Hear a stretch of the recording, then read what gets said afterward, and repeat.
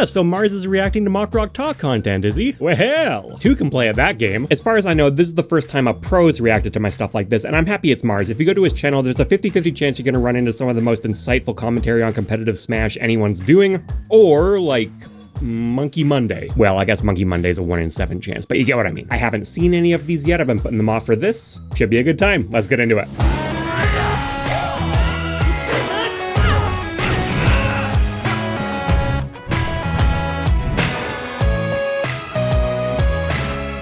I'm partnered with Into the AM because I was a customer first. They make my favorite shirts. Check out my links below or use code MockRock on their website for a discount on your next order. We have a lot of favorite content creators that we just yoink content off of now, don't we? Isn't that crazy how that works out? They're all my favorite. I can't pick just one, but today is today's favorite is MockRock Talk. Hey, that's the wrong logo. It's not confusing. Okay, it's a little confusing. On MockRock, I'll spend a month talking about one character. On MockRock Talk, I'll spend a week talking about 10 characters. That's pretty much how that goes. I don't think I actually ever realized how smoothly the name goes by. It goes this way. I like the name too. I thought it was kind of clever, but now I feel kind of stuck in that naming scheme. Like, it's been put on the back burner for now, but I've thought a couple times about making a card channel of some type, and I don't know what I would call it. Nothing relevant rhymes with rock. We're going to be watching the top 10 sometimes broken Smash moves, and I actually really like that wording. For example, DDD's Gordo. It has the potential to be an insanely broken move, but also sometimes you just get destroyed for spamming Gordo. Kirby down B, that is another good example of one of those sometimes broken moves that some characters just can't do anything about, you know? Ike's Eruption just wins ledge versus some characters, but only some. Those are interesting suggestions. None of them were on the short list. The thing is, something like Gordo is certainly better in some matchups, but it always does its thing. Same with Eruption, same with Stone. Their effectiveness definitely varies, but what they're fundamentally doing doesn't really change. Our first entry is Kirby's Inhale. Okay, actually, like, technically yes, because sometimes you get a really good move, and sometimes you get an extremely useless move. Oh, he's getting it. Literally no argument with this one. It's entirely dependent on your opponent. I think Samus's charge shot is probably the prime example because A, it's legitimately extremely helpful in the matchup. Kirby generally has pretty poor anti-zoning and zoning tools. And B, it's also extremely easy to use. You really just point yourself at them and press B. It sucks because, like, there are some characters that, like, their moves are so not, like, they don't make sense with Kirby. I low-key think Min Min arms are like that for Kirby because what makes Min Min arms so broken is the fact that you can, like, move while you do them and there's a second arm to complement it, but Kirby doesn't get that. Well, it is based on Min Min's forward smash, not forward tilt, so she can't move around while she's doing that either, but the inability to throw a second one, yeah, that is definitely a downgrade. I still think giving Kirby that kind of range in any capacity really fundamentally changes how that matchup works, though. The real problem is getting into landed Inhale in the first place. Kirby has to really hustle. Of course, at the other end of the spectrum, you've got your total garbage you would never seriously go for. You know, Kirby landed a Warlock punch in top 8. None of those words are in the Bible, but thankfully that list is not too large. I would say the list, it's fun watching these. That joke was the last second re-recording. These videos are not done in one take. I do that a lot. And I got to admit, it's gratifying to see someone actually laugh at it instead of just kind of assuming and hoping that there's laughter going on out in the ether somewhere. Having a command grab in any degree is also just a good move. So like Inhale to me is usually just good. The thing is, Inhale itself, unfortunately, is not all that great a command grab. It's small, it's laggy, it's slow, and Kirby himself is not particularly well set up to take advantage of command grabs. Even upgrading it to a better command grab neutral special, which there are quite a few of, is still kind of a sketchy prospect. Kirby will have the same problem. And of course, it also means giving up Inhale cheese. Everyone loves Inhale cheese. Nobody loves Inhale cheese. The people love Inhale cheese. I don't spam Kirby all over my videos for nothing, bud. In the majority of competitive play, Kirby's Inhale and the hats that it grants him are perfectly acceptable to solid tools at most. In the handful of matchups where that doesn't apply, though, yeah, it does look pretty broken. Okay. Maybe that one is broken. I don't know what I'm talking about. It's broken. No, like, seriously, it's broken. Heading into anti-projectile territory, we have Villager and Isabelle's Pocket. Pocket is good. I mean, the way I think about it is it's an insanely broken, like, reflector, right? You just get a free projectile. and sometimes it's an insanely broken projectile that you could just pop at an instant. If you don't have that move in a projectile-based matchup, it's still good movement, and it has iframes on it. Yeah, as we'll see though, that's not really what I was talking about. I could honestly have just filled this entire video up with anti-projectile moves with that mindset. I still brushed up on maybe having too many on here, but they're just impossible to ignore. If they don't have any projectiles, it's purely like a B-reverse movement tool with a tiny bit of invincibility tacked on at the start, which, you know, isn't the worst thing in the world, but meh. I'll react to myself for a moment. Some comments sounded a little weird. I was talking about the tiny amount of iframes this move has. It's not tiny. 18 frames is honestly not bad at all. I get that. My point was more that compared to every other special move that does something, it's really not that great, but I could have phrased it better. And then if they have big kill projectiles that they lean on a lot, it's actually quite good, especially because if the projectile is powerful enough, both Villager and Isabelle have guaranteed unblockable shield break setups. Where I think this truly falls into the realm of broken, though, is against item characters. We're talking people like Link, who can pull a bomb, Diddy Kong, Okay, under the context of it being broken or not, yeah, I'll agree. who can pull a banana, Rob, who can pull a gyro, and notably, they can only pull one at a time, and if it's in Villager or Isabelle's pocket, it's still considered pulled. They can't pull out another one, so you completely shut down that entire aspect of their gameplay, which is almost universally, oh hey, Yoink. was another sound effect I was considering. I liked Finding Nemo as a kid though. Theoretically, you can just deny your opponent a core part of their game plan until they take your stock, which is a lot harder to do because you're denying them a core part of their game plan. You know how many times I've heard Tweak complain about how his character loses to like Isabelle or Villager or like Pac-Man because they just take the banana and just run away. I have no sympathy for Diddy players. That character annoys the hell out of me, but if I'm gonna choose one, okay, it's gotta be Tweak. He actually makes him look cool. What does Wii Fit Trainer even, do without Header? Game over, man. It's game over. Now, Well, unfortunately for Wii Fit trainers, they do have good moves that they will have to use in neutral. And I'm very sorry to all the Wii Fit players that are probably not watching this because you're not real and you don't exist. But if you do, for some reason, you do have good moves that you can use to play neutral that are not just spamming soccer ball and running the ledge. Maybe just try it. I'm legitimately curious, which moves are those really, though? Down tilt has a crazy low profile, but it's actually weirdly unsafe on shield for that kind of move. I guess just basically like neutral and back air, eh? Maybe some forward tilt, but that one's not super safe. I'm not saying I support setting up your summer home on the ledge, but I get it. All right, another 2-for-1. Coming up next, we have Ryu and Ken's focus attack. I like that he's taking this a completely different angle than I am, because I was just talking about things that were oppressive at ledge, but only versus specific characters. This is kind of the same thing, right? This is like broken but against specific characters. Yeah, I'm basically doing like a more exaggerated version of what he's talking about and pushed as extreme as I could possibly get it. For the record, I don't blame him for not thinking of the matching moves right away. Out of all the lists I've made, this was honestly one of the more difficult ones. I had to really dig in. There aren't that many moves that are in this style. Some characters essentially can't do anything to break it. Now, Zero Suit Samus has to do a forward air, and that's risky and trash. she can do boost kick too, can't she? Maybe that's just not even an option. Back in Smash 4, I remember thinking how clever it was seeing Corrin players use down air to break focus. That was I will sometimes just raw boost kick it because it's a multi. If I know they're going to focus, I will just boost kick juggle them. pretty cool. Oh, there you go. But man, they still sure would like to be able to swat them out of the sky with up air. If there's one thing Corrin players love, That was so cringe. He got so outplayed. something a bit different here.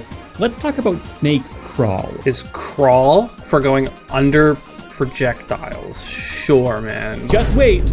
I'm right about this. Okay, I don't think that's a move. Yeah, that's fair. The fact that it's not taking up a move slot makes this already balanced, like unbalanced, you know? You know, it's got its obvious uses. It's harder to hit you from the air. It primes down tilt very well. It lets you duck under certain grab hitboxes and things like that. Not super reliably, but it can happen. It can come in very handy against a Falco player, for example. But, you know, Falco's lasers certainly aren't a bad option, but they're not absolutely insane either, and shielding them generally works just fine. Then you get to some more obscure matchups like Robin, for example. In a situation like this, Robin can actually be a bit stumped. Yeah, he's got a point here, like specifically in this matchup. Like Robin likes to do thunders and then rising forward airs to beat you jumping over thunder. And that is Robin's whole 1-2 game plan. And whether you beat a Robin or not is usually entirely dictated on how well you guess or how patient you're willing to be. I'm really glad that passes the pro check. Oh, sorry.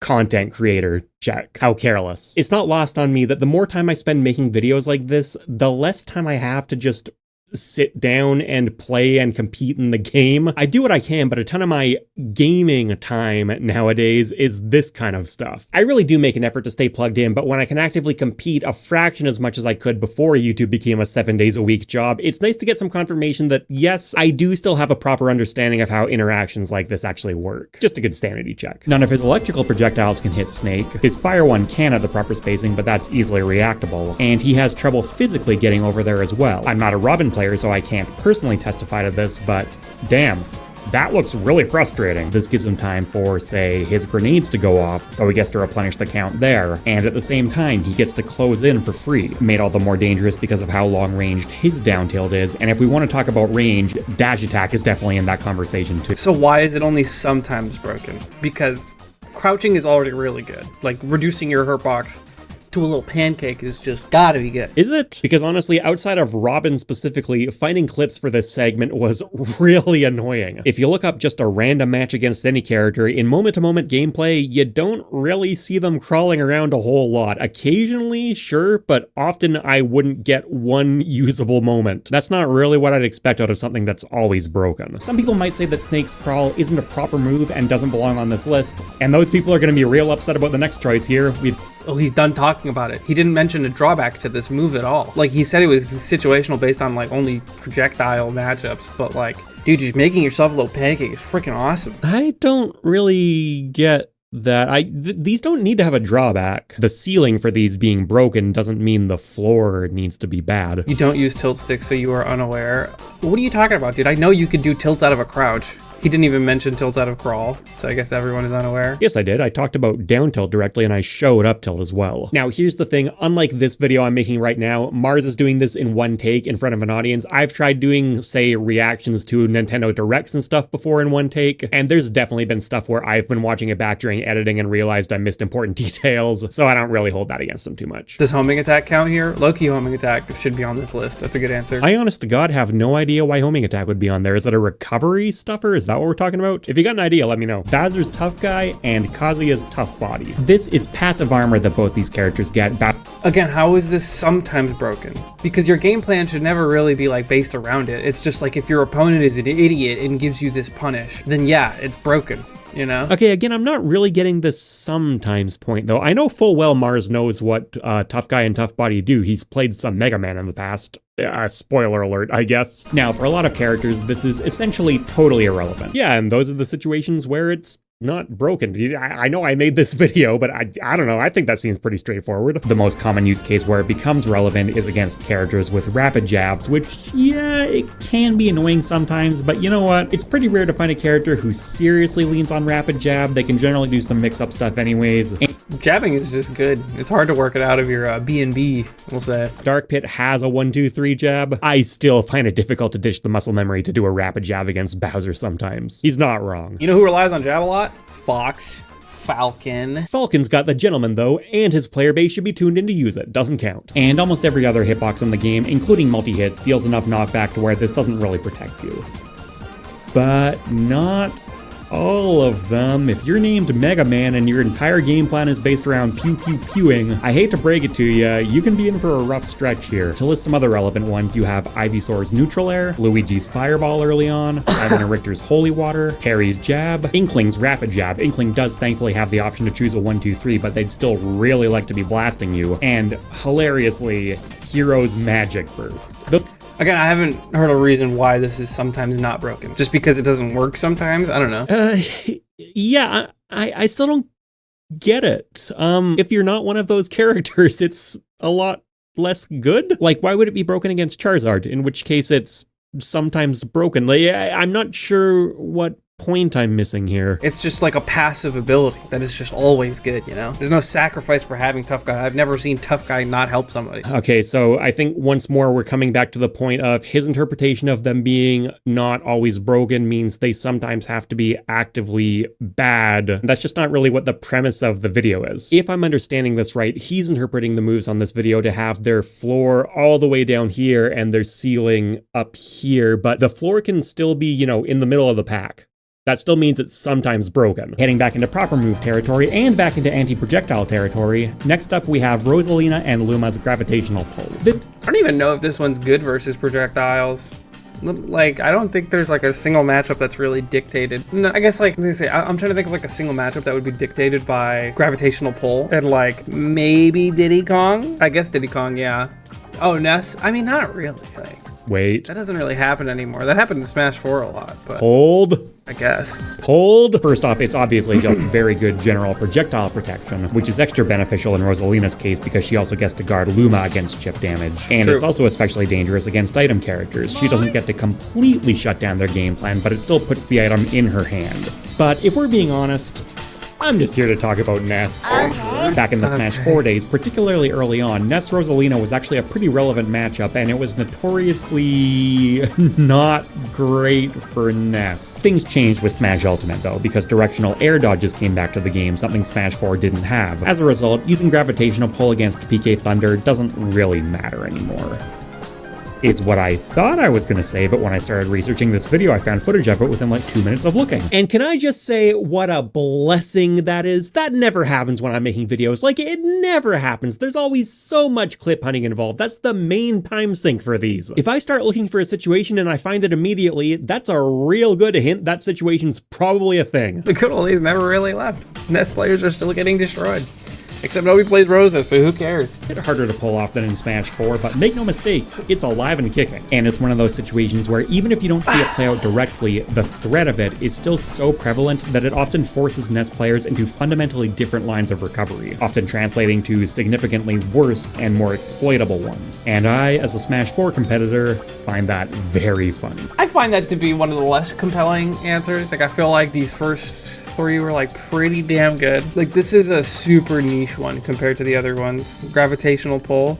It has a lot of lag is the real problem about gravitational pull. Like, even in matchups where it's relevant, sometimes it's even more of a hindrance because you can get baited to do it and there's so much lag. All very solid points, except for the niche thing. Again, that doesn't really matter for this video. Sometimes is sometimes, niche or not. And that kind of dampens the other points because yes, it is usually very risky and slow to go for, but it's so easy to land on Ness. I think the main counter argument you could make here is that it's just not considered good enough against Ness anymore for the reasons that I highlighted in the main video for it to still be considered broken against him. I would disagree. I think I did a decent job defending why it still is, but that is a case I could accept comfortably. Just because it's niche, I don't think really harms its placement on this list. Our last anti-projectile move of the video, Mr. Game & Watch's Oil Panic. Yeah, it always gives you a bit of movement in every matchup. Yeah, sure, having a reflector is often pretty nice, but its OG use was specifically for energy-based projectiles, and in those matchups where that's— Why did they make Bucket reflect the non-energy based projectiles? What were they thinking? Yeah, you know what? I'm kind of on the same page. And the thing is, I don't disagree with the dev's notion of giving it utility against more than just energy-based projectile characters. The thing is, though, Ness and Lucas's PSI magnets also worked like that in previous games, and in Ultimate, they got hitboxes instead. And frankly, I think that's just way more interesting. The bucket also doesn't particularly look like a reflector to me, but it definitely looks like something you could smack someone with. You can make a case for diversity of solutions. You can make a case for Mr. Game & Watch as a relatively immobile character as long as you ignore up B,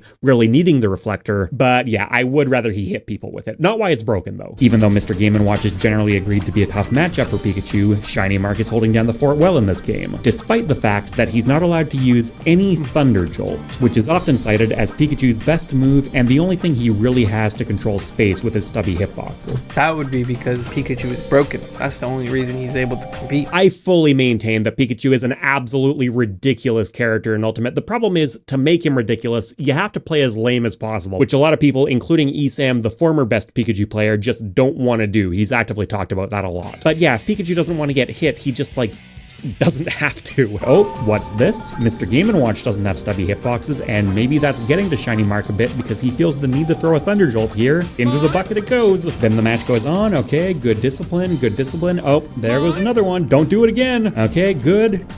Ah. Oh no. Oh no, that's 3 in the bucket. Don't put 3 in the bucket, because now we have to look at the consequences for doing that.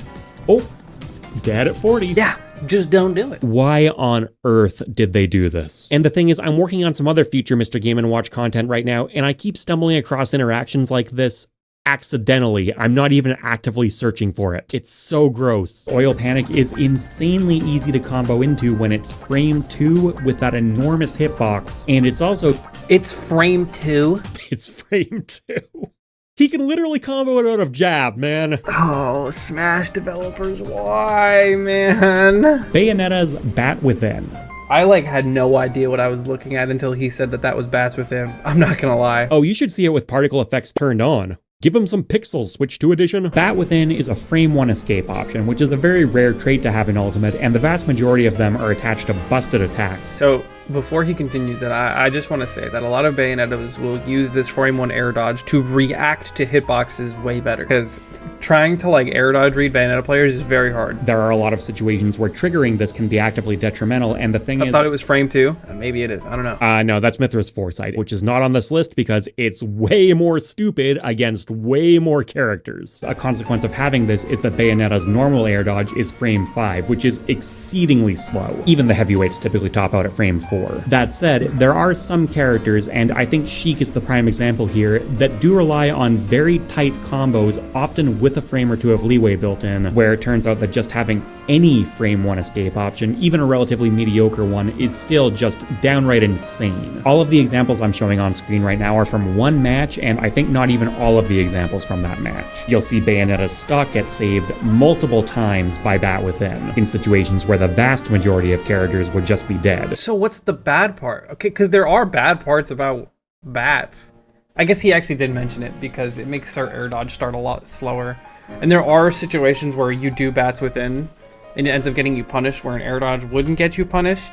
I wish he mentioned those things, because that is what makes this move only sometimes broken. Now, that is actually a totally valid point. What I showed on screen was her actively dying because she triggered bats when she didn't want to, but I didn't actively talk about that, and I also didn't show the more common scenario, which is just, as Mars said, triggering it and getting hit anyways, in a situation where a normal air dodge might have let you get away. In my head, I was thinking the extreme self-destruct example was good enough, but in retrospect, yeah, I could have done that. Good answer, but kind of poorly explained. I agree with him, but for different reasons, you know? Our penultimate choice is Sora's counter. Essentially, you could say this about literally every counter, man.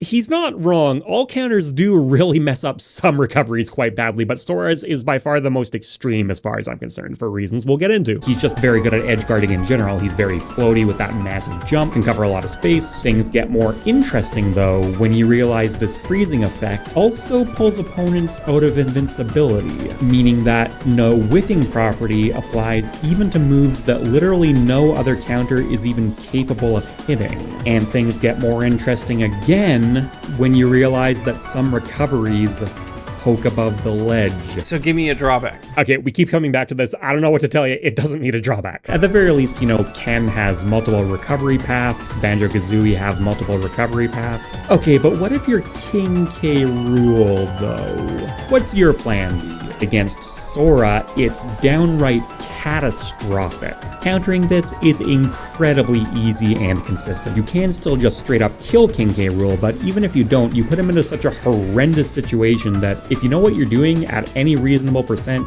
he's not making it back anyway, essentially ever. So I failed to see why this move is only sometimes broken. I guess because it's a counter, but like I said, you could say that about any counter. I feel like it's a cop-out answer. I feel like putting a counter on this list is a cop-out. So would you argue that every counter is always broken? Because I don't think you would. I don't think most people would. Would you argue that Sora's counter is never broken, even against King K. Rool? You could make that case, but I personally wouldn't, and I don't think you are either. And so the remaining situation is that Sora's counter is sometimes broken. Sora can definitely go out there and finish off stocks just fine, but now he doesn't even need to. That's broken. A couple honorable mentions. Yeah, just broken. Not sometimes broken. You literally said it yourself. It's broken. That's that same. But it's only broken against King K. Rool, which is only sometimes. You're not always using it against King K. Rool. Most characters have multiple recovery paths, as he said. Counters are counters are only good if they hit. That's like saying if you miss your forward air, it's a bad move. No, Sherlock. Funny enough, in this honorable mention section here, I actually somewhat addressed that point, and it also kind of showed up in the shortlist for this video, because one of the candidates I was originally considering was Ike's up air, because it's already a very good juggling tool against everyone, and a very good ender and kill confirms, that kind of stuff. But it's also an excellent landing tool, specifically only against tall characters. But I eventually decided that just didn't really count enough. And if you want to take the title's prompt in an entirely different direction, Lucario's not broken. Oh, now he is. The ice climbers aren't broken. Oh, wait, now they are. Mr. Game & Watch's judge isn't broken. Oh, yeah, okay, I think you get the idea. So yeah, could have gone in that direction, could have gone in a whiffed moves direction, ultimately decided not to. Finally, we have a move that I've hated from the bottom of my soul since the first day of the game. Holy water. Ness's down smash. I don't understand why that one's only sometimes broken though. Because the only time you use Ness's down smash is for covering the ledge. And the only time it's not broken is when characters can go around it. Which he has a really good tool to avoid characters going around it. I guess I agree, but... I think he's got it, I think. Guess what the cheapest move in the entire game is against characters without hitboxes on their recovery? I can't believe Sakurai took the "this is a toddler character" allegations over the years and decided to turn that into a challenge. I don't care if this is why does it do that, dude? How gravity physics work, Sakurai. I don't like it. Oh, and a lot of this rant technically does apply to up smash too, but that one at least, you know, feels like it has a proper role to play on his kit as well. I should use his up smash more. I think Ness's up smash is legitimately really good. You'll see some like shield break clips with it and stuff like that. That's all totally fake. You can get out of that really easily as long as you know how. But the fact that it catches spot dodges, for example, and you can also hold it on shield, and a lot of the time your opponent, even if they know how to get away, the best thing they can do is just get out of your way and it's safe. That's actually so nuts. It definitely did not need to do the 2-frame thing on top of that. Whereas down smash was put on this earth solely to make a subset of the player base really hate Ness, which, come to think of it, actually includes Rosalina players now. There's a conspiracy theory to go out on, because you know what? I think that'll do it for today. Yeah, I don't know, man. That move's just kind of broken. I don't know. Now, to be fair, that one is more broken against a lot more characters than many entries on this list, but at the same time, if your recovery move has a decent hitbox on it, you can actually clank with it pretty comfortably, so I think it counts. Not one of MockRock's greatest hits. One of his more controversial videos, in my humble opinion. That's just how I feel. Let me know in the comments what moves you think are almost broken. So I'm in kind of a tricky spot here. I don't want to sound like I'm defending my own ego. It's totally fine if you don't think this is my best video. I don't really know what Mars thinks about my other videos. I haven't gotten there yet. But to arrive at that, it feels like there was a bit of a disconnect on the premise, and it could very legitimately be my fault. But the thing is, I'm going through just these first few comments here, and they all seem to be agreeing with me, so I don't know. I think there's just a fundamental disconnect on this one. Let's see if talking about custom moves that Smash Ultimate definitely should not have dropped holds up. The only one I can think of is Shulk.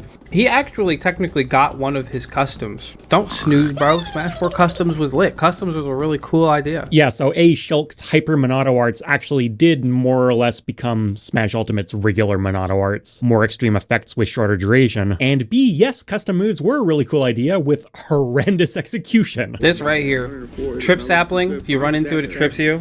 Pushy Lloyd, slow, takes forever, throw it out immediately after. Yeah, Custom Villager was horrible, Custom DK was horrible. There were some other very cool, very balanced custom characters too, but yeah, rough track record. Not all custom moves were created equal. You saw stuff like, oh, this up special isn't as good for recovery, but it has broken kill power over and over. A lot of stuff that was blatantly out of character. They were legendarily difficult to actually... What the hell is my hair doing in this? This is why I keep it shorter now. I probably did this just after I showered. Now, with all of that out of the way, there were a few good ones, including some that I was honestly disappointed not to see that's in the make their game way now. into Ultimate. A couple did, but literally only a couple. Almost all of that work was abandoned, which I think is a bit of a shame. So today, let's talk about them. Ganondorf's Wizard's Dropkick. Wizard Dropkick was OP. Every Ganondorf player used it. OP? Like, yeah, Ganondorf players did all use it. It definitely made him substantially better, but even in the context of Smash 4's base roster, it still is a bit of a stretch to call it overpowered, and in the customs environment, definitely not. I love what it did for him, though. Let's get into it. This is just a very sensible upgrade over the Wizard. It looks cooler. Which is a burst option that has way too many flaws for how critical it is at patching up Ganondorf's neutral. Wizard's Dropkick has similar coverage, but it goes up and over instead. But look, it's balanced. It only did 9 damage. So I will say the lack of damage is a bit of a sticking point against it, just because, you know, Ganondorf is the Triforce of Power holder. His moves are supposed to hit incredibly hard. This one did not. But as I think I say in this video, I'm perfectly fine with giving him at least a little bit of utility. Not literally every move on his kit needs to be designed like that. Wizard's drop kick covers a slightly lower, but still overall very similar angle, even if you do it in the air. It's still... Look, see, he had Rashid kick. Super Rashid kick! But down. If this was ported into Ultimate, you still need to work hard to make it back, but he wouldn't end up in these checkmate scenarios anymore just by being flung far off stage, which is something that almost no other character has to deal with. Dude, he's a wizard. He should have magic. I will not go down this rabbit hole. That's not the topic of the video. I'm not doing it. Moving on. Moving on. A totally different direction for our next one here. Samus's melee charge shot. You want this trash move back? This thing is garbage. Yeah, that's the point. Imagine charge shot, but it's worse. And it's not a projectile. Still the point. This is undeniably a lot worse than Samus's charge shot, and you're never gonna pick it. And Samus, as she appears in Ultimate, I don't think you can get rid of her charge shot either. I don't think those kinds of moves are necessarily super healthy, and I'd much rather see Samus get reworked, but total reworks are way outside the scope of this video. But what I would love to see is if this was given to Dark Samus instead. Okay. If we look at the Metroid Prime series, where Samus is naturally slowed way down to fit into the first-person perspective, in those games, relatively speaking, Dark Samus is the more aggro, agile character. And hey, it's still got the missiles to represent that shooter aspect, which, funny enough, were actually one of the very few custom move concepts that were brought over to Ultimate. And by making Dark Samus faster, it could run behind them more effectively and take better advantage of them. I feel like people would still just camp Dark Samus and be very cringe. It would be like Sonic. If you gave him a missile, imagine Sonic with a missile. Oh god. Maybe, but you can definitely tune it in a certain direction that encourages more interactivity. It's hard to get a lot less interactive than how Samus or Dark Samus currently operate. I feel like if you just have Samus's missiles, that's a bit hard to camp with all that well, honestly. And Samus, you can speed Samus up quite a bit without making her like a fast character. By the way, Mars's editor also cut out this section of the video here, which I think is actually pretty important context, because if Dark Samus doesn't have charge shot and this is, say, a blast of phase on energy, that by default makes Dark Samus a much worse character starting out, and that gives you permission to go in and buff its stats up, make it way faster, give it better melee damage, and now you have two actually distinctive characters that go alongside all the animation changes they made between the two of them. You see what I mean? Like, you can kind of infer it from what made it in, but I don't know, I wouldn't have got that personally. We have Bowser's fire shot. Honestly, I'm down, because Zard already has Flame Breath. I'm usually just 10 out of 10 times down to just like change an old character's moves, because bro's had Flame Breath since like the Nintendo 64 days, you know what I mean? And yeah, that's not a crime, and it is something he does in the Mario games, but at the same time, Brawl introducing Charizard, I really feel like that should have been the death knell for it. Especially because in Melee, it was like an ultra turbo garbage useless move, and no one would have been sad to see it replaced. Okay, well yes, from a casual perspective, some people would be sad about it, that's how any move works, but at least those people have the consolation of being able to go to Charizard, which is more consolation than any other move in the entire game has ever gotten. I don't like getting just free damage and a free 2-frame opportunity every time your opponent's going to recover just for pressing the B button. I'm not necessarily saying it's unbalanced, but it is very cookie cutter, low skill, repetitive gameplay. Fire shot is more conventional projectile, and I think from a design perspective, trash, 5 damage? Healthier. But part of the video's criteria is that you're allowed to mess with these moves a bit. I thought of that. If you brought its end leg down low enough, he could run behind it because he's a pretty fast character, which would really help out his approach game in a way that actually lets him use his full toolkit instead of something that, again, is kind of repetitive and overbearing.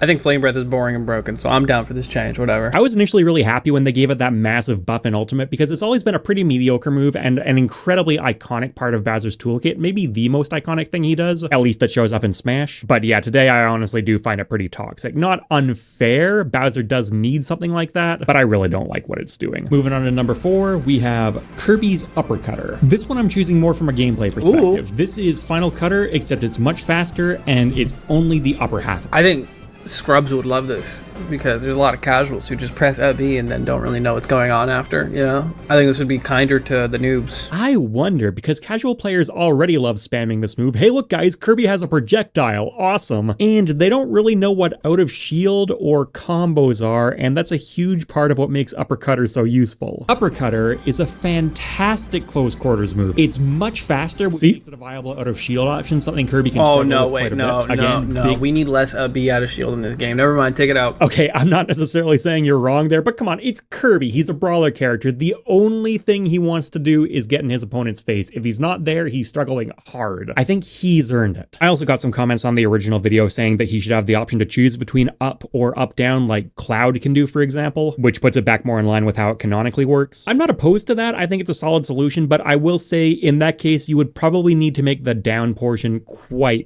bad. I definitely don't want it resembling how it actually operates in Kirby, but there's a middle ground there. Coming up on the halfway point, what I'd say is probably one of Smash 4's more beloved custom moves, Palutena's Jump Glide. You know what's boring as hell? Teleport recoveries, especially when you have an identical move already in the game that you're ripping off. Sure, they've got a little bit of cool factor to them entirely because of ledge cancel stuff, but other than that, they are the blandest recovery options in the game. Raw. Yeah, that was pretty cool. Almost cool enough to dilute my argument, but it's not. You know what's cool? Mobility options. This is a platform fighter. We like movement. I don't know how I feel about Palutena jump flying at me with back air. Fully invincible back air. If you can even back air. I guess it would only be fair like an air. If you could back arrow to this, no, take it away. It does have its limitations. Yes, Palutena can cancel it into an aerial, but if she does, it puts her into helpless state, but that's still a lot better than nothing. And on the recovery end, it can be intercepted a lot more easily, so it does make her recovery a lot more vulnerable, but between how incredible her air physics are and having a counter and 2 projectiles to help herself out, I don't think it's the end of the world. I want edge guarding back. This one's hitting a lot of, and I stand by that too. Yeah, you can quote unquote edge guard this by like putting a hitbox in her way just as she's getting to the ledge, but that's a glorified 2-frame. I'm talking about actually going off stage and intercepting things. In Melee, Fox is considered to have a very good recovery, and by the time we get to Ultimate, he can do side B and up B and auto snap them to the ledge, and it's considered to be one of the weaker ones. I'm a long way from a Melee purist, but come on, what happened? Greninja's Shadow Dash. I'm happy we've got a game like Rivals of Aether out there showing that you can, in fact, make stealth mechanics work in a platform fighter, because God, Smash's half-hearted pokes at it have not been very good. That unfortunately applies to Shadow Sneak, a move with kind of a cool concept, but one that you can realistically always see coming on stage, which is the entire point of the Shadow mechanic. I wish he would show what the recovery does first. Or what the special does first, because I don't remember what this one does. This is an aspect of YouTube that I'm constantly juggling and fighting. I get access to retention graphs. I know when people stop watching, so there's always a struggle between trying to do this kind of narrative crafting and getting people losing interest and clicking away, right? In this case, though, especially halfway through the video, I think I'm okay with it, especially because immediately after this comment, Shadow Dash. This is exactly what Shadow Dash does. It bypasses that whole holding the button down to send your shadow out in front of yourself concept and just teleports Greninja a fixed distance with a fixed time. Not nearly as unique an idea in the grand scheme of things, but in the context of Smash, you know, it actually is kind of unique. That'd be cool. If you're gonna say fire a projectile, you'd better mix it up because Greninja has a way to bypass it. I kind of already like Shadow Sneak the way it is, you know? I feel like Shadow Sneak's already kind of cool. And putting it like a fixed distance and making it super weak. I think Shadow Sneak's already one of the cool moves that doesn't need to go. Yeah, I agree. I think Shadow Sneak is really cool in theory. The problem is in practice, it's not all that sneaky because you can't really abuse the shadow, which ironically makes the dash more sneaky. Sticking with the ninja theme, next up we have Sheik with her gravity grenade. Why is she this quick, speedy ninja with a big, slow, clunky explosion just tacked onto her like that? I guess you know what's less clunky though? Gravity grenade. Detonates faster, goes further. And you know what area Sheik is unambiguously supposed to excel in? I would like this if the grenade sends you towards Sheik. Oh, hell yeah. That's badass. It's not this big, giant, awkward kill move. It's a sneaky combo starter. It feels way more in line with her overall playstyle. That's so cool. Okay, so look at this. Yeah, he should do that in Smash. Look at this. Hell Look at this. Look at this. Why the actual hell is this not an ultimate? The details are up for debate. The main thing I'm just concerned about here is why is this not already an ultimate? Even if this was not. Because they need all the same upkeys, man. That's why. I had some comments say something along the lines of, oh, it had a couple weird little obscure physics glitches with it. Something like that. Oh, it would take some more work to fix. Okay, then fix it. I also don't believe that for an instant. If you look at the actual track record of how many perfectly functional custom moves were not brought in, like, No, I just don't think that's a thing. Tink would be 10 times funnier with that. Yeah, exactly. He should be more cartoonish. He should be the funny Link. How little he's been changed from Smash 4 despite Young Link coming back too is legitimately one of my least favorite individual things about Ultimate. What is Guardian Luma? I'm not a big fan of gravitational pull. I get the vision is good at what it does, and you could kind of argue it's interacting with Luma just because she can use it to protect them, but there are also a lot of competitive matchups where it's functionally close to useless, and then in casual settings, it's just annoying. Guardian Luma still fulfills that vision, but also gives it way more overall functionality across the board because it gives her kind of a shine. I don't think it's necessarily broken. Luma already has very good attacks. It's good. Moves are allowed to be good. Her actual broken custom was shooting Starbit. Ultimate made the right call not bringing that one in. Honorable mentions before we wind things down here. Giving Dark Pit the Impact Orbitars would be a nice decloning effort. Why is he so turning red? it into more of a Shine-esque thing as a common fan implementation. I seriously miss this rich red costume. In Smash Ultimate, I played Dark Pit over Pit purely because I like his arrows a lot more. In Smash 4, Dark Pit's arrows were trash, almost strictly worse than Pit's, but I still preferred playing Dark Pit just because of how much I love this skin. In Smash Ultimate, you can choose between a wine red one or Senor Pit de la Noche, neither of which are bad, but I seriously miss Smash 4's more vibrant palettes. This one I've got a real soft spot for. It's such a cool move, and they could always use... That move was broken. That Crescent Slash, you could like kill with it. You could do like, I think like forward throw Crescent Slash or something, or like, I don't know, like back air Crescent Slash. You could kill people egregiously early with it. And opens up some potentially pretty degenerate stuff. It was so obnoxious, but I loved it anyways. It's the kind of thing where if you made a super toned down version of it and gave it to Lucina, it would be a great clone differentiator. Okay, moving on to our final pick here, and I'm not expecting a lot of resistance on this one. No. Sonic Hammer. Stomp. Hammer Spin Dash? No, is that what it is? Okay, so this is not the Hammer Spin Dash I'm talking about here. I feel like that could have used some clarification in the edit. We are talking about Stomp, his neutral special. What you do is you put it on down special and replace the spin charge with it. It just makes way more sense even in a vacuum because look at it. And also Sonic having essentially the same special move twice is one of the most infamously lame aspects of any Smash character. You're giving it to him again though, no? Does he still think I'm talking about the Hammer Spin Dash? It's definitely not giving it to him again. Like, it's so far off, I don't think you would be able to say that. That last one got like the least amount of love. I liked most of the list, I agree. I think some of the customs should have stuck around, made characters more interesting and stuff like that. Or you could just remove Sonic. That's a good custom. Just get rid of the character, sure. I'm with that too. I mean, look, yes, but I'm still not really sure what conclusion we're reaching with this last one. I like this templating here though, this looks fancy. And there's more in this reaction, but it goes to BKG's top 10 worst custom moves. I love that video, it's great, not the theme of this one, so instead, let's jump over to some underrated moves. There's a lot of good moves out there that kind of just get overshadowed by some more broken moves, maybe in that same character's kit. Oh, you mean Kazuya syndrome. All that dev time giving him all those fancy moves just for him to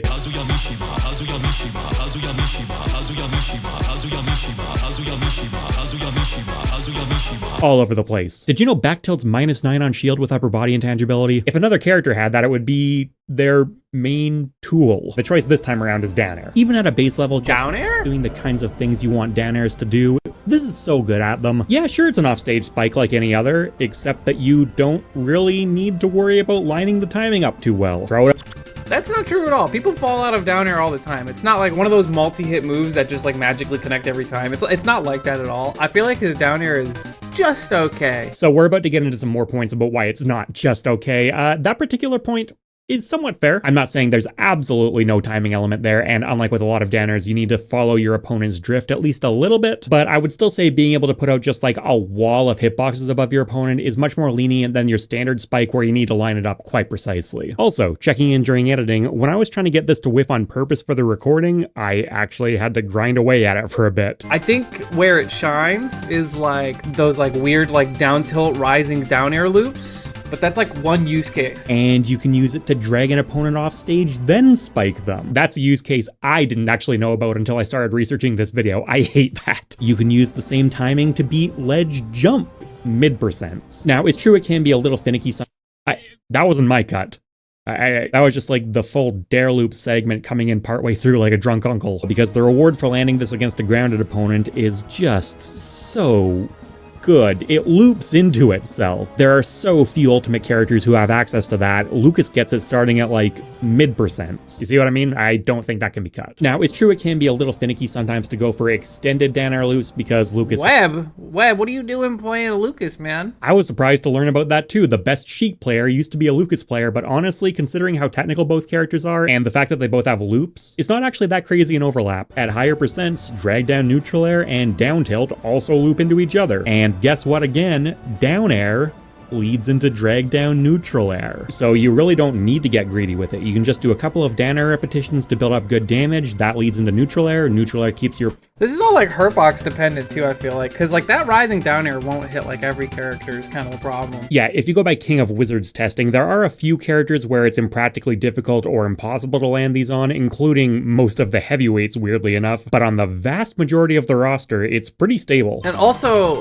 Lucas's moves have so much extra hits done because of just the way they work. They're pretty SDI-able, so if you're SDIing his combos, you won't get looped by this stuff, or you'll get hit by like a sour spot. I'm not sure about that because I did some of my own testing with SDI and I could still make them land. SDI, like with any combo, does certainly make them more difficult to follow, but I would say it still works. How many characters do we have in Ultimate that just like have this insane 0 to death potential that just still aren't that good, you know? We got like Isabel who does that stuff. There's like Banjo who can hypothetically 0 to death every character in the game. Apparently me, Swordsman, you know what I mean? Like, come on. So I could be misunderstanding what he's saying here. I'm doing my best guess though. Isabel, I think he's talking about the Wobel, which is not a 0 to death, but it is legitimately very good, and strong Isabel players all use it nowadays, essentially. Banjo, I don't really know. Is he talking about the TAS only thing? I'm honestly not sure about that one. And then me, Sword Fighter, hey, if that interests you, it's your lucky day. I still think that Lucas is one of the overall most underrated characters in Smash Ultimate, and Danar isn't the central focus of what he's up to most. You should try playing neutral with Lucas, because his neutral kind of sucks is kind of the problem. He's like so reliant on like 2 moves that, I don't know, well, that's not the conversation here. Whatever. Lucas is not good, down here's not broken. Okay, but those neutral tools are like so good though. Zare's -2, by the way. I still think Lucas is good. Now, Danar is a solid move. It's not broken in the same way that, say, I don't know, Monado arts are, right? The thing is though, like with Kirby, I am perfectly happy to plaster broken all over my videos. This is not one of those videos. A move doesn't actually need to be broken to qualify for it, and I promise if you ask your average Smash fan, they're not going to know about a lot of, if any of those use cases. Wii Fit Trainer's up tilt. This anti-air, I'm pretty sure, never loses, and it shield pokes. This is actually a pretty good move. With the butt hitbox tacked on for good measure. I didn't have that in Smash 4, by the way. Wow, looks like those Iron Bun workout videos are really paying off. Especially because that arm is full. I seriously questioned my decision to put this in. Having a dedicated anti-air like that on a character that's fast, like Wii Fit, like especially fast with like deep breathing and stuff, this up tilt's actually very good. I actually agree with him on this one. It's not amazing at hitting grounded opponents, which is what keeps it from being just like outright absurd, but it fulfills essentially every traditional up tilt role as well as you could really ask for. It's like, it's an active hitbox too. That's another thing people don't talk about. Next up is another up tilt I've gotten a ton of requests for. King Dedede's Headbutt. Okay, but broken? Like underrated? Like, I don't know. People know it's a kill move. It's just a kill move. I don't know. Yeah, more or less. There's a bit more to it than that we'll get into, but I'm starting to suspect this whole it's broken versus not broken thing is gonna be a problem. Let's hear him out. I have to be convinced. It doesn't have the same ridiculous oversized hitbox that Wii Fit Trainers does, but it is still a bit disjointed and his head is invincible. And despite the lack of a butt hitbox, it still covers a lot of horizontal space quite quickly. It comes out on frame 7, which by King Dedede standards is very good. And like with Mario's Up Smash, it's got that thing going on where frame data wise it's not actually safe on shield, but you can kind of fudge it sometimes. If people know not to like, any good player will get their shield up tilted by DDD and know it's not their turn. Unless you have something heinous out of shield, you let DDD up tilt your shield and then you walk away. There is actually one more use case I want to bring up. Parry up tilt cancel. This is a tech that Chunky Kong, the DK player, initially... Nobody will do this. Still, you know, maybe. King Dedede's very... I don't agree with this one. I'm not totally sold on this up tilt being broken. Underrated? Maybe. I think it's a good move. But I don't think it's... Like, people should know at this point, you know? For the parry up tilt cancel thing, Okay, yeah, he's right. No one's doing that. I don't have as much control over filming times as I'd like because I live in a construction zone right now. So I started researching this video, had a filming window pop up I needed to take, and then retroactively I went and finished my research and then patched in any changes I needed to. To be fair, in the full uncut video outside of Mars's reaction, I do talk about how parry up tilt cancel is not actually good with DDD, but if I'd had time to do more extensive testing before I had to film, honestly, I might have just considered cutting that entire segment because, yeah, I could essentially not make it work. Okay, and while I'm here, I might as well cover another Kirby character, Kirby. And No, you're not about to say rock. that's right. I'm about to say stone. I'll give a pass to that one Kirby player though. I like his spirit. This is very well understood as like a bad casual move, right? It's a staple of big item battles on Hyrule Temple, not so much the competitive scene, but there are some very legitimately good competitive Kirby players out there at this point, and I've been surprised by just how much stone has crept its way into their game plans. Like, it's just like it's like a stall and fall. It's alternative use, you know? It's mostly seen as a casual move and totally trash and trolling, but it does actually have uses, so I will agree that it is underrated. Like he says, Kirby would rather come back to stage through ledge and not get juggled in the air because of his garbage mobility in the air. Yeah, that's exactly it. That's a huge part of what I say here. It's not a great option, but because it's not a great option, people don't expect great players to do it. And honestly, even...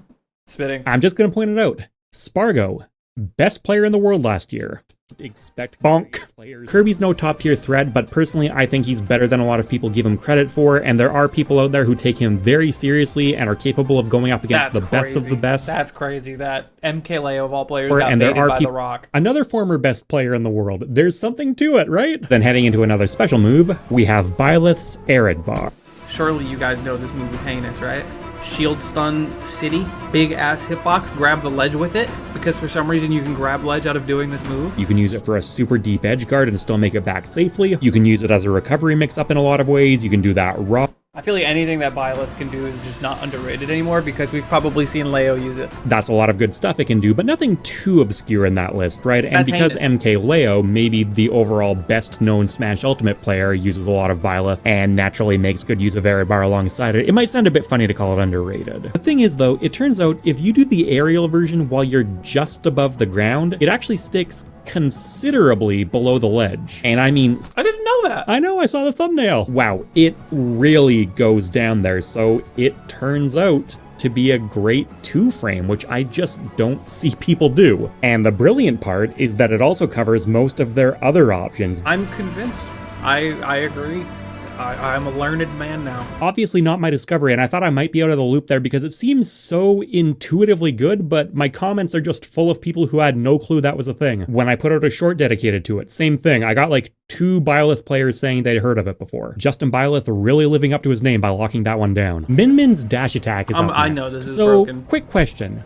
Why the f*** does she have this? Min Min is defined by having the... That's Brawl Zero Suit's dash attack, but on crack. It high profile stuff. It's like it gap closes. It crosses up like a Fox dash attack. And comes out on frame 7, which is the same speed as Greninja's dash attack, an agile ninja character who heavily relies on it. Legitimately one of the least necessary moves any character's ever gotten. Her arms are stupid too, but at the very least, that's okay. The core of her design, it's a very poorly considered design as far as I'm concerned, but you can understand what they were going for. I really don't understand what dash attack is doing there. All right, enough of the rant. Next up, we have Robin's Thunder Tome. So I think this clip speaks for itself. The problem is like it's Robin. Hey, Robin's Robin's not scared of just getting killed. This is a good one. Thunder's broken. Yeah. It comes out quick, it's very safe to use, it does solid damage, and it stops your opponent dead in their tracks. It can be legitimately really annoying to get around. I try to do this stuff too. If you watch my Robin play, I just Thunder.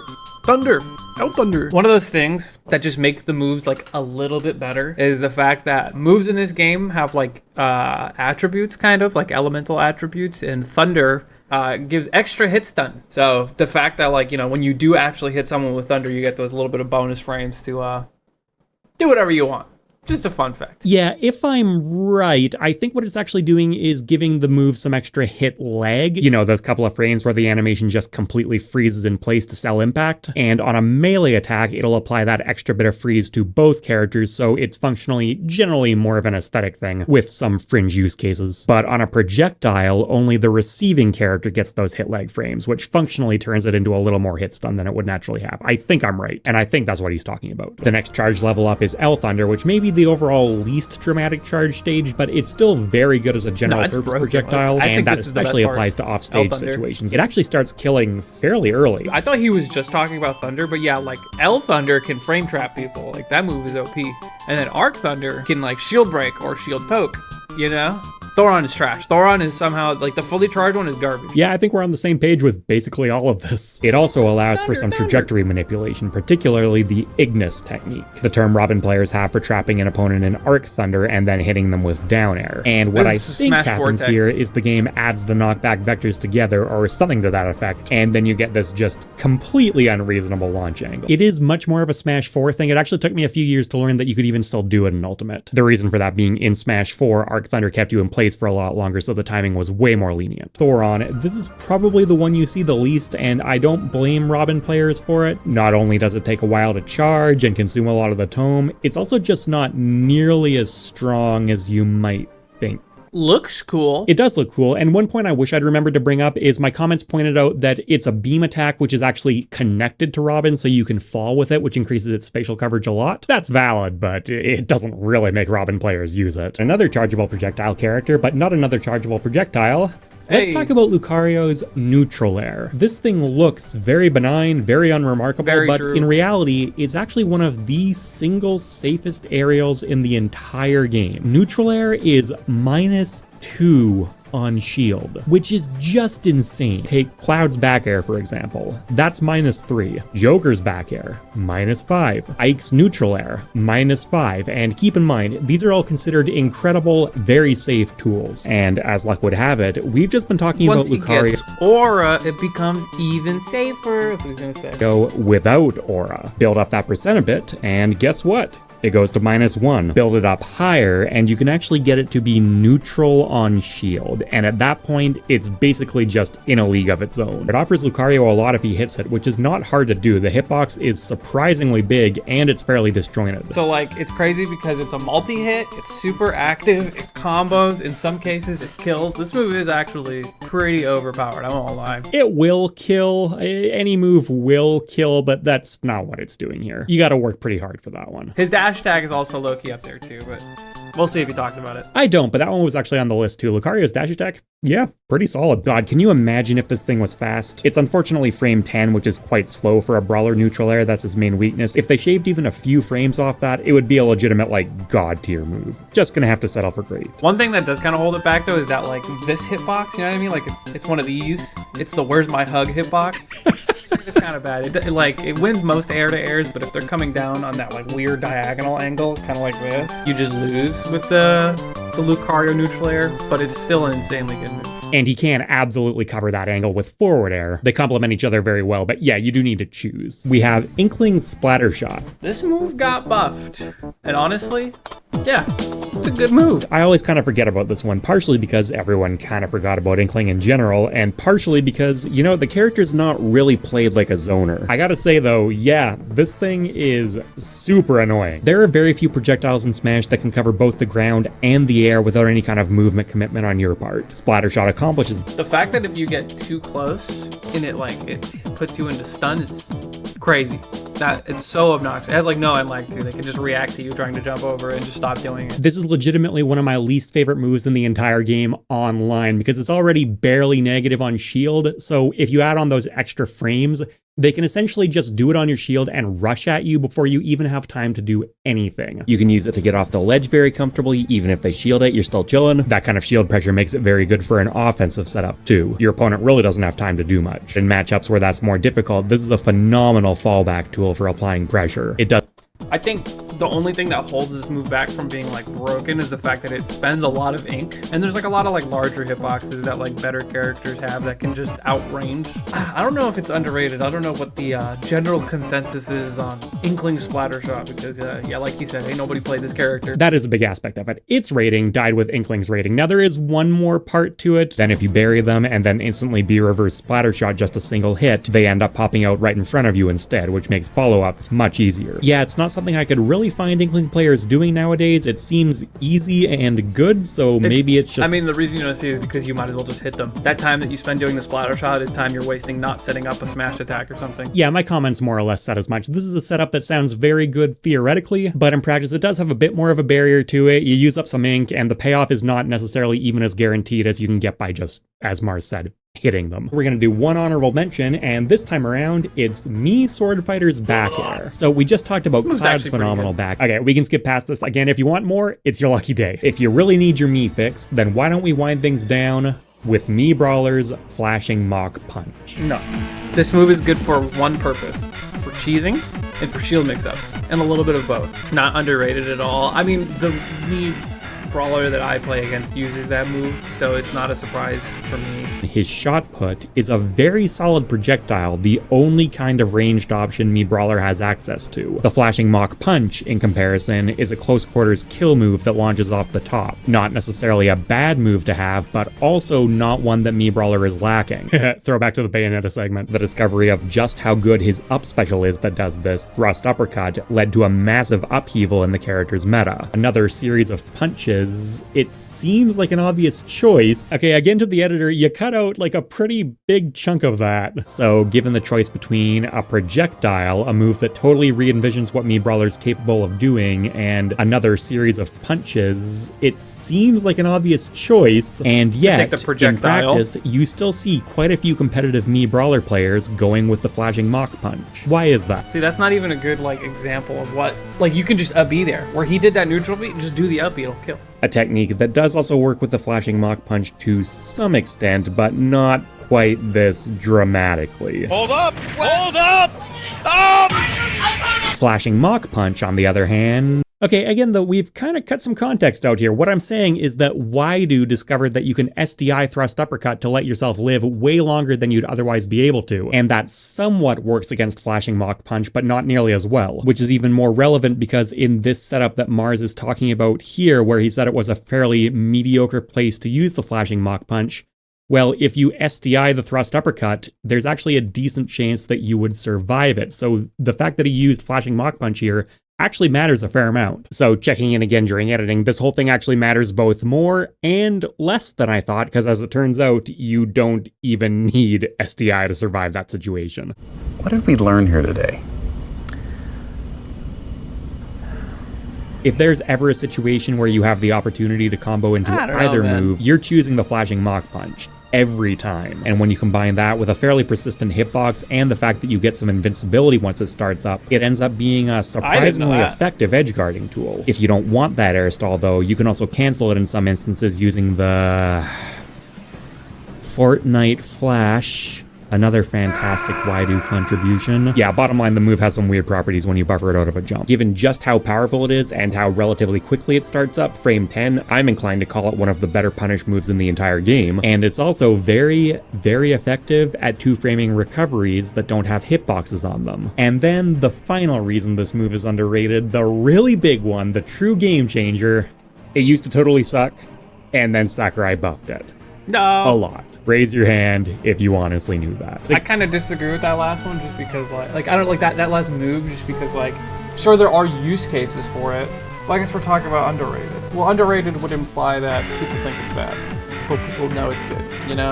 And like as for if it's good or not that good. Pretty good amount of lag, kind of predictable. In my opinion, the range is not very good. Not a lot of checkmate scenarios you can put people in. If you're getting falling up aired by basically any character at like 90%, you're probably dead anyway. Like, is there a character who can't kill you off of falling up aired that is in the S or A tier? Okay, so if we look at the S and A tiers here, Yeah, I think it's fair to say certainly a lot of them can. Some no, and some we start getting into fairly sketchy territory with what qualifies as a falling up air, but overall, I'd call that reasonably accurate, even if it's not what everyone on this list is actively looking for most of the time. I still question the assertion that everyone knows it's good already, though. I think you're vastly overestimating how many people know anything about the Miis to begin with. By the time we're talking about the Fortnite Flash, we're in circles within circles within circles within circles. Simply having the ability to swap between the two specials based on the matchup is good enough. It's true as well, yeah. I think shot put is just kind of always the choice there, but and maybe that's just proving his point correctly, you know what I mean? What's that, Mars? Are you saying you rate the flashing Mach Punch under where Mii Brawler players do? I think Mewtwo Jab is one of those underrated moves that people don't know about. That one actually made it into my honorable mentions the last time I did this list. It does just unholy amounts of damage if you trap them at the ledge. Plant up air, because people don't think about plant. No, I think people know plant up air is great. Well, actually no, because they only talk about Patootie. But yeah, plant up air is another good example, I suppose.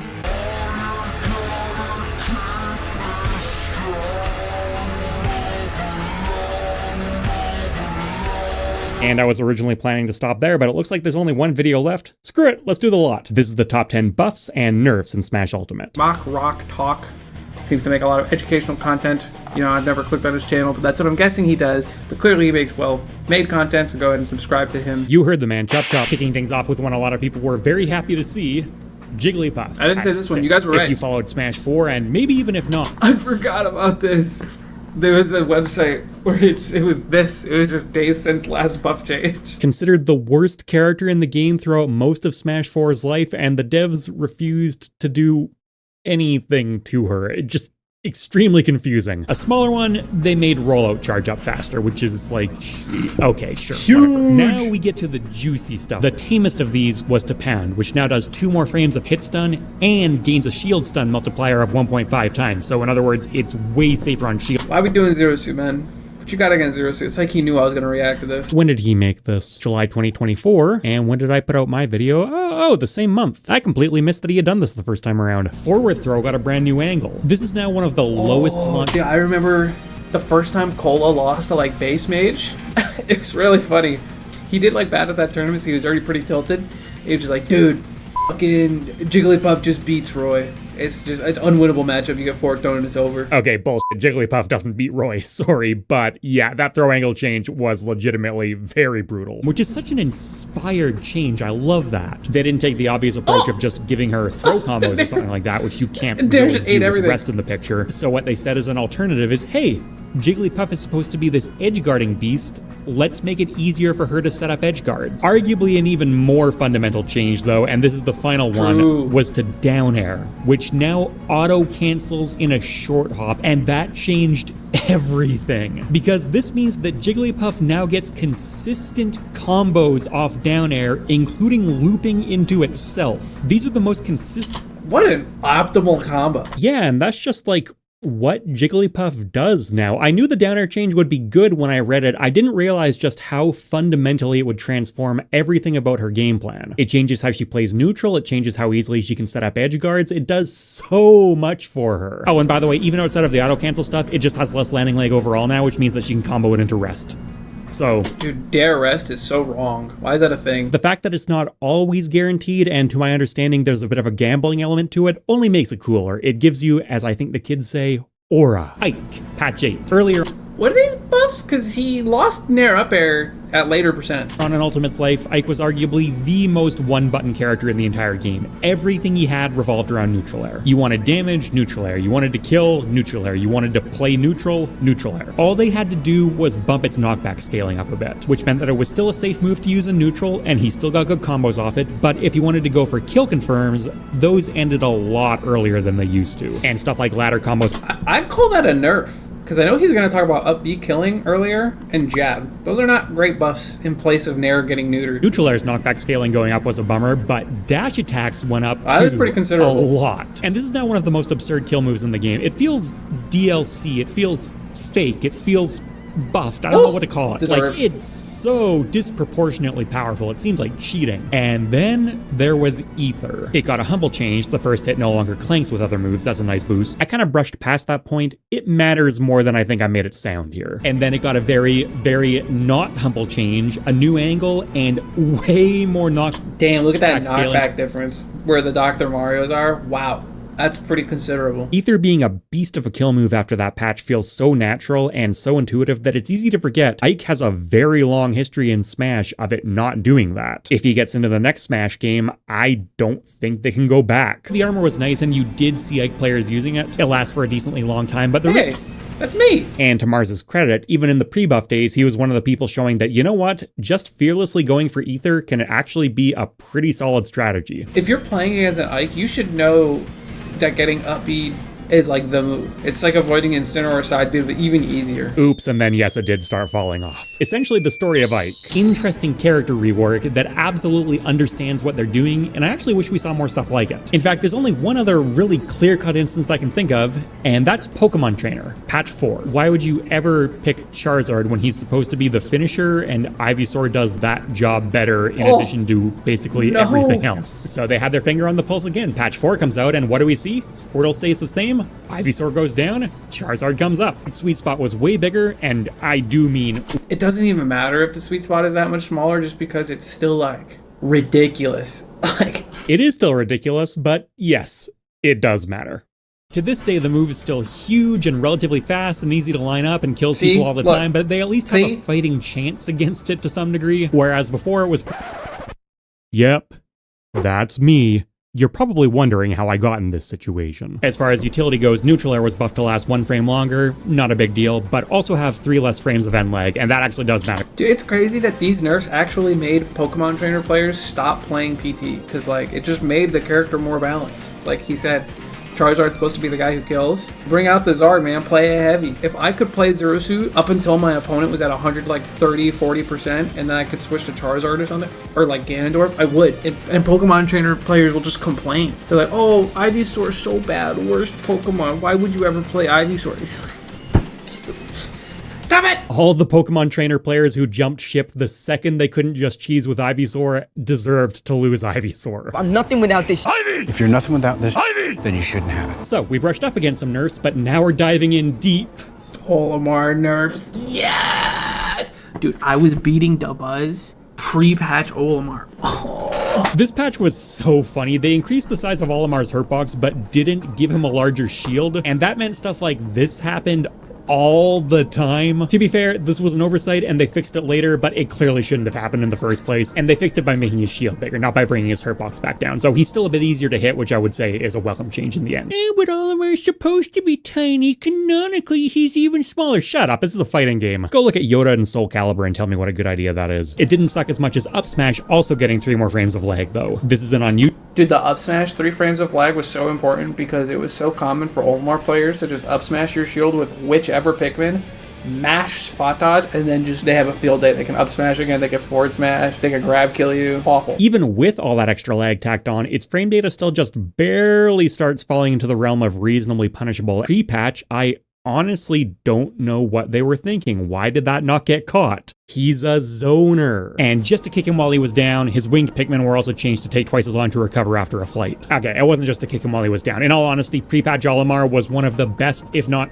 maybe even the best character in the entire game. And quite frankly, okay, he wasn't that good. He was really good. I think he was like top 5. I saw him brought up as like a top 2 at worst character in Ultimate a lot early on. If I remember right, the main competitors I heard were generally Peach and Pichu, funny enough, both of who also got nerfed. And I'm not necessarily willing to say that meta viewed through a modern viewpoint would still have him placed nearly that high, but he was definitely in the conversation at one point. He was so toxic and not fun to fight against at all, and the game would not be in a healthy state if he was allowed to stay that way. So does he think the game is in a healthy state right now? Nope. There was a pre-Fighters Pass 2 window where the meta was legitimately really awesome. But let's do a thought experiment. Take your Steve, take your Kazuya, take your Min, take your Sonic, and then throw this into the mix. Does the game get better? Back to something a little more inspirational. Incineroar. This guy got buffed? Oh, he's up B. and probably some other things. Patch 8. These patch notes honestly read like a fever dream. If you ask most people what Incineroar's best move is, they're probably going to say Revenge or Alolan Whip. I know because that debate's broken out in my comments many times, and both those moves were buffed here. All of his grabs were sped up by a frame, another move type where each individual frame actually matters quite a bit, especially because you can do them out of shield. It's absurd how much Incineroar got here, and the thing is, it's not even the only patch of his that was on the short list. Base version Incineroar was kind of sad. He actually ended up being one of the more successful heavyweight designs at the end of the day. It is kind of cool that you see Incineroar a little bit more, but like, wow, why is that happening? The thing about Incineroar is he plays in a very stupid way, an arguably very degenerate, very cheesy way, but I like how he earns his cheese. Like, I'm very impressed by how that character ended up. They basically took another look at the Ganondorf template and said, okay, let's try this again with the dials adjusted properly, and they ended up with a character who's, I'd say, about where you want most heavyweight power levels to be. He's not a top tier, but he can do stuff, because Ganondorf with those dials cranked up further is Kazuya. Wonderful. Let's talk about Mewtwo. They straight up... See, this one I actually want to hear about, because you guys taught me about this one just now. They straight up patched a combo throw into Mewtwo's kit. That doesn't happen often. Sweet. Down throw used to be one of those aggravating moves that looked like it should combo, but in practice it was actually... Oh, an aggravating down throw that looks like it should combo?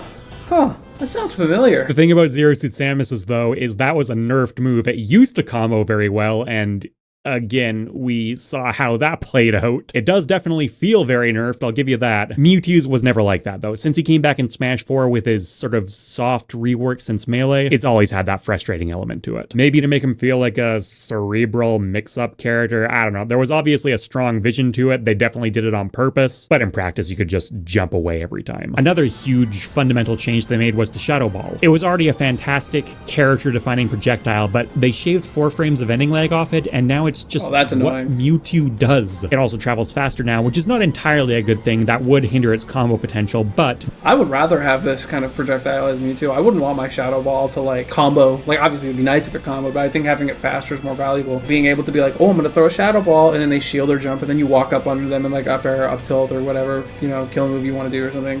I think a fast, small Shadow Ball is insanely good. He does still get both, though. The thing is, the end lag reduction actually compensates for the speed buff. I do wonder what a Mewtwo with less lag and the slower Shadow Ball would look like, though. He'd probably still look like a big-ass tail hurt box. It's the combo throw that really puts this over the top for me. That's just such a rare gift to be given in the Smash series, but altogether, it really did put Mewtwo in a different category. He's still not a particularly popular character. This guy's smart, and he didn't gets it. really fix sanity check number 2. In reverse order. Okay, then after that we have Rosalina in patch 2, or honestly more like Luma in patch 2. This one's really notable for just the sheer amount of stuff that they did. Luma's physics were initially very different between Smash 4 and all. That's crazy that Rosa got buffed in patch 2, but didn't see any relevance until the very last patch with the Buzz. In patch 2, they switched them back. That was the big fundamental change, but seriously, this list is so long to run through it. Luma's up tilt is stronger now, it moves further during down tilt, dash attack connects more consistently, neutral air is a frame faster for Rosalina and Luma. Rosalina's also connects more reliably. Yeah, like I said, there's a lot there, and it's not even the only time they would end up doing a sweeping overhaul of Luma. It seems like it took them quite a bit to figure out exactly what they wanted to do with Rosalina. Nowadays, I think she's actually a pretty cool character. I stand by that too. I liked Rosalina even in Smash 4. Okay, I didn't like the rage cheese stuff, but I thought her fundamental playstyle was interesting. I think Smash Ultimate cranked that interest up quite a bit though. Not 100% intentionally, the attack cancel stuff that was discovered for her was a huge factor. She makes heads and tails the best use of that tech out of any character in the game, but I think basically everything she gets up to is pretty cool. A very different kind of project they took on in this patch. You knew this was coming. Pichu in patch 3.1. Oh my god, they took him out behind the barn. Such a deserved nerf. Pichu was heinous. Show the clips. Rock Jock Mock, I forget his name. Pichu in the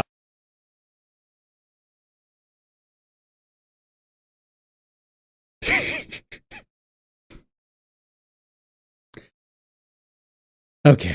Pichu in the very early days of Smash Ultimate was considered a candidate for the best character in the game. Now, that opinion was already falling off. As people got better at Ultimate, it seemed like Pichu's strengths had just been easier and therefore quicker to... Did that character just full dash under a projectile? Okay. Patch 3.1 came out, and that was the end of Pichu as we knew it. Similar to Olimar in the same patch, Pichu was given a larger hurt box, which somehow ended up making it bigger than Pikachu. Thankfully, unlike with... Pichu has a bigger hurt box than Pikachu? That's bad game design.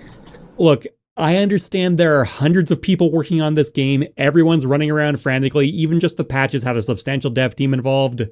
But you'd think at some point someone could check on that. It seems like an obvious question to ask. Forward tilt, which used to be Pichu's go-to kill move and one of the most feared kill moves in the game, and afterwards was acceptable. Pichu's electrical attacks also famously damage it, which back in Melee was supposed to be kind of the joke character factor. But in Ultimate, where Pichu was an actual threat, they were an important balancing factor, a big part of solidifying the glass part of the glass cannon playstyle. What he's saying right now is that one of the big nerfs for Pichu was that he did more damage to himself. Considering you're like the lightest character in the game, give or take, that's pretty huge. Getting close to the end here, and I promise this is not bias. I'm going with Pit from Patch 8. I didn't know Pit got buffed. I always felt like he was probably the same character. I thought like down B got changed and that was it. I feel like I don't remember literally any other changes for Pit. Nobody remembers the Pits. We're used to it. The Pits have one of the best down smashes in the game. They lean on it a lot, and in Patch 8, it got a much lower knockback angle, so it kills way more effectively, and also, even if it doesn't, it puts your opponent into a way worse offstage position. Up smash was also given way more knockback, so it's a much more effective kill move. And I don't mention this in the video, but that's a big deal for the Pits, considering one of their staple kill confirms is down air into up smash. Down tilt's the opposite of everything I've said so far. It was given a higher angle and less knockback scaling, and it's so much better at comboing now that it's actually ridiculous. Down tilt used to be a really frustrating move. It always seemed like it should have been able to do what it now actually can do. Mewtwo down throw syndrome. Also, low-key, I really like playing Pit. So I thought Zach Gray was just like playing Pit because he was f***ing with it. I didn't know this character got buffed. There is no perfect character in Ultimate for me, but I've long since accepted that Dark Pit's the closest I'm gonna get. If this patch hadn't happened though, I'm honestly not sure I'd still have the same opinion. It's seriously impossible to overstate just how much more functional they feel now. Don't think it, don't say it, don't think it, don't say it, don't think it, don't say it! My Pit is insane. I highly doubt it. Why would you doubt that? Why would I doubt your Pit is insane? Because Pit is way too cool of a character for you to be playing, Tweak. That's why. You played fucking Diddy Kong and Roy and PT and... I think Roy and Pokemon Trainer are cool for what it's worth. I can't say I know too much about Tweak's Pit. I don't really watch streams, but considering he's like the fundies character, and Tweak has really good fundies, maybe? He's already learned his lesson that you can apply those fundies to just actual broken characters, though. Remember when he used to play Bowser Jr.? Yeah, that was a thing. And then the final change, and this still might have been the biggest one, was to Guardian Orbitars. Their ending leg and the amount of time they needed to be held out for were both reduced by 5 frames. That is such an obnoxious change, I just want to say that. Oh, I'm sorry, did I say fundies? What's an air dodge? Okay, low-key, I think Pit is kind of annoying. I don't think he's hard. I think he's pretty fucking brain dead. In air, down tilt, grab for a mix-up because you have to respect so much shit. I like shooting the arrows. It makes me happy. It's not often when I have to fight a Pit myself, but I will say I hate it. Like, I really hate it. Then a couple honorable mentions before our final picks. Ryu and Ken in patch 3.1, you can sort of think of like the 11th. Oh yeah, wait a second. What happened to Ken? This dude didn't mention Ken. Ken actually became a playable character after this patch. Wait, no, you cut it out. You cut it out again. The concept may have started here, but it wasn't done. It was spread out over other patches too. This video is about individual patches, and Ken was reworked over a long time. That's why he's not on here. Wario in patch 11 had his up tilt sour spot duration brought down a bit, and then his waft was given a few extra frames with startup and lag, and his player base started screaming like it was the apocalypse, and I thought it was silly back then, and that's absolutely been validated. Wario's little Wario nerfs made you not want to play Wario. Ooh, my up tilt. Ooh, the worst thing ever. Ooh, my waft. Okay, no, yeah, for real, this was honestly some of the biggest crybabying I've ever seen a character's player base do. Wario was totally fine afterwards. In fact, the game, frankly, really needed that. The devs clearly didn't intend for the game to have infinites, and that was lopped off real fast. In patch 2, they tried to kill Luigi's Zero to death by altering Danner so it couldn't spike grounded opponents anymore, and I seriously remember within like 15 minutes of the patch notes. What I don't understand, like he just showed, they got rid of like the Diddy Kong Infinite. They probably don't want infinites in the game, but infinites at the end of the day are just zero to deaths, just like looping the same combo. So why the fuck does Luigi still have his bullshit? Kazuya, Rob, they still basically have infinites, you know what I mean? I do know what you mean. I'm sure the Rob stuff was just unintentional, and if the game was still getting patches, it would definitely have been nerfed. I have to have that much faith in the devs. I have no choice. Kazuya, though, they gave him Electric Wind God Fist, and they gave him a spiking neutral air. They had to know. And as for Luigi, oh, he's a grappler, man. He's slow on the ground, man. It's okay. Characters should have strengths alongside their weaknesses, man. Luigi getting a seat at the top tier table is just such a horrible timeline. Zero Suit Samus in patch 11. Don't show it. Was fish for You'll make me neutral upset. confirms, and then up BU out of shield. A frame 6 out of shield option is still very good, but it is now getting into that territory where a lot of the game's best aerials, if spaced properly, can no longer be punished by it. But let's end the video on a high note, or at least more of a bittersweet note.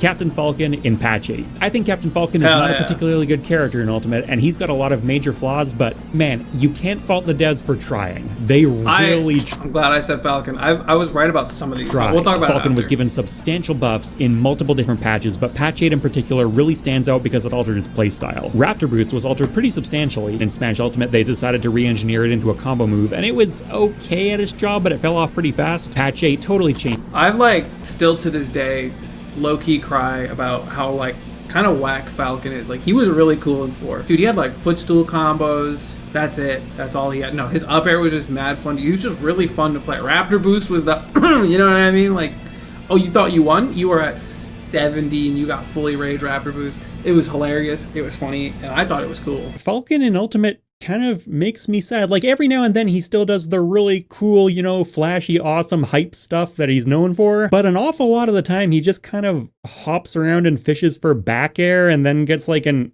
up air ladder or something and then goes back to like stray hits. And I look a lot. That video spreadsheet's not going to make itself. Moving on to up smash, this is one of the most notorious stock robber smash attacks in the game. Yeah, patch 8 is what did that. It got way more knockback than it used to have. They should Down not tilt have buffed also up became smash. a much better That kill was a move with more mistake. knockback. That's a change I'm actually okay with. It's slow, it should hit hard. The hitbox, I don't know what's up with that, but overall they took a character who's absolutely stuffed with very iconic moves and they sort of fit a new one in there. Falcon's up smash is pretty notorious in Ultimate. I'm on board with that. And then the good old Falcon kick, which Ultimate's turned into a bit more of a regular part of his kit. It was made faster by 2 frames, and again, this is one of those scramble moves where that's quite a big deal. And I feel like, why do they make obnoxious moves better? Like, why did they buff Samus? Why did they let Falcon Kick do that? again, honestly, I'm okay with that. In 2025, complaining about Falcon kick feels almost quaint. I want to look at this full list, because, like, I'd replace some of these characters. I'd still replace Ike with, like, Ken. You could still make the case that one patch cycle was enough for Ken, but in my eyes, Ike is maybe number 1 on this list. If you look at the list criteria, it's about how impactful the changes in the patch overall were. There has never been one patch for one character that fundamentally transforms them the way that Ike got. Diddy definitely needs to be here for buff. Yeah, I don't know who I would replace him with. I'd probably have him take PT's spot, because I think PT's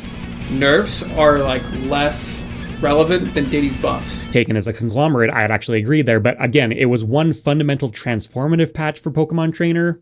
Diddy didn't get that. Cloud buffs are actually so toxic. That is so true. There was dash attack got stronger, up smash got faster, finishing touch got faster by like 1 frame. Up B snaps ledge sooner, which made Cloud's like glaring weakness like very blurry, we'll say. Cloud was on the short list too.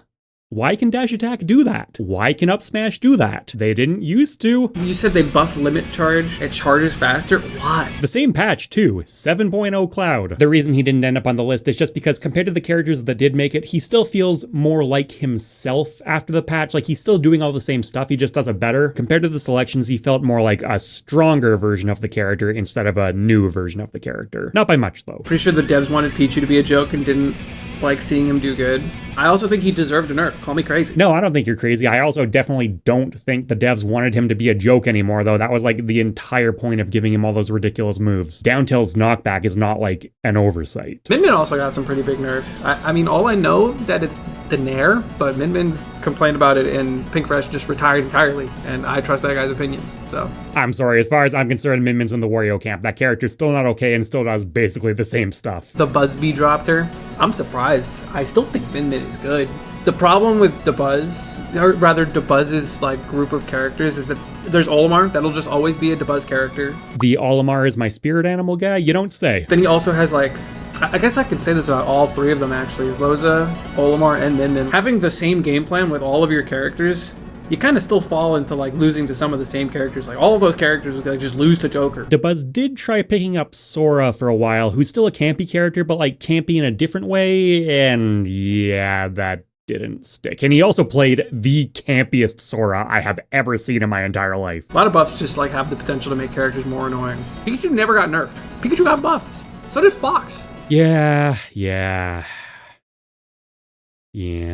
This was a good time. We didn't agree on every point, not that I expected us to. That would make for a pretty damn boring video, but I had fun. Interesting seeing the advancement in the format too. I know we did them in reverse order here, but if you play them chronologically, you see it go from relatively straightforward to, in the later ones, actually isolating my vocals only so that Mars can have continuous music playing underneath that doesn't get interrupted every time he pauses. That's a nice touch. Maybe I'll steal that at some point. Thanks to you all who stuck around to the end. Thanks to Mars, and hang on.